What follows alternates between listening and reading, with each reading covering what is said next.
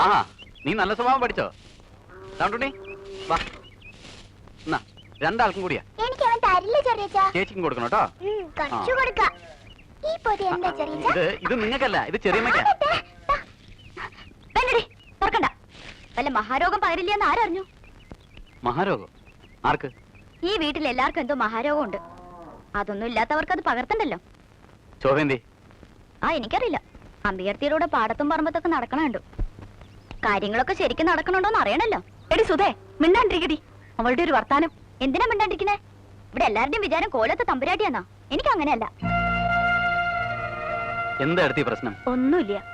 പോയി കുപ്പായം മാറുക. ഏടത്തി കാപ്പി തരാം.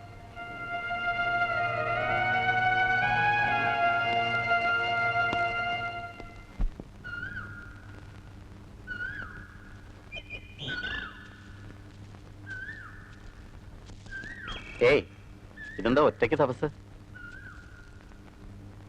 അമ്പികടുത്ത് വന്നിട്ട് എന്തു പറഞ്ഞു? പോയി. പാവം, ഞാൻ 2 വളയും 1 കമ്മലും കൊടുത്തു. ഓഹോ, അത് കൊള്ളാം. പിന്നെ ഇന്നിവിടെ എന്താ പ്രശ്നം ഉണ്ടായേ? ഞാനൊരു പ്രശ്നം ഉണ്ടാക്കിയില്ല. ഈ വീട്ടിൽ ഞാൻ അനങ്ങിയ കുറ്റ. സുധയായിട്ട് വഴക്കുണ്ടായോ? വേണ്ട, ഒന്നും ചോദിക്കണ്ട.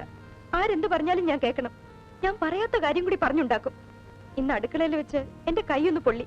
അമ്മ എന്റെ കയ്യിൽ തുപ്പല് പുരട്ടിയപ്പോ ഞാൻ വേണ്ടാന്നൊന്നും പറഞ്ഞുപോയി. അതിന് സുധ എന്തൊക്കെയാ പറഞ്ഞത്? ഇവിടെ ആർക്കും മഹാരോഗം ഇല്ല, ഞാൻ മാനത്തുനിന്ന് പൊട്ടി വീണതാണ്. ഇന്ന് ഉച്ചയ്ക്ക് ഞാൻ ചോറ് പോലും ഉണ്ടില്ല, അറിയോ? എന്നിട്ട് പട്ടിണി ഇരുന്നോ? ഞാൻ പട്ടിണി ഇരുന്നാലെന്ത്? ആർക്ക് നഷ്ടം? എല്ലാവർക്കും എന്നെ എങ്ങനെയെങ്കിലും ഇവിടുന്ന് പുറത്തിറക്കിയാൽ മതിയെന്നാ.